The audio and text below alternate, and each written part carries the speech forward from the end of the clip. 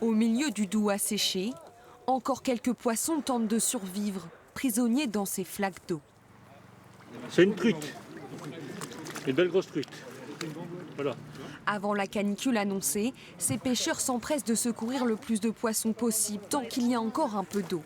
Le temps presse, bientôt le Doubs sera à nouveau à sec. Les poissons sont déjà de moins en moins nombreux. Quelques années comme ça, puis on en perdra de plus en plus. Et puis la biodiversité, la faune, la microfaune n'est plus là. Donc non, cette solution, il faut qu'on trouve des solutions pour améliorer cette situation.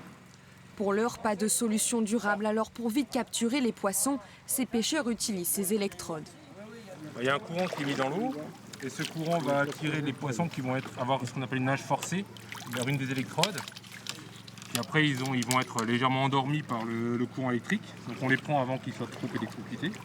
À peine capturés, les poissons sont transvasés dans ces grandes cuves remplies d'eau oxygénée.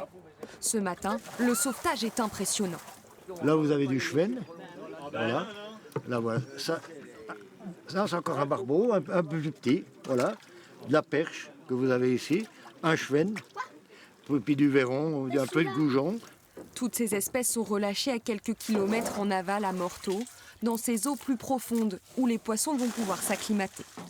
Ben là, pour la sécheresse, il est bien, au moins il a de l'eau. Il a de l'eau, s'il va au fond, il a de la fraîcheur. Alors que là-haut, l'eau, elle va monter à 28 degrés cet après-midi.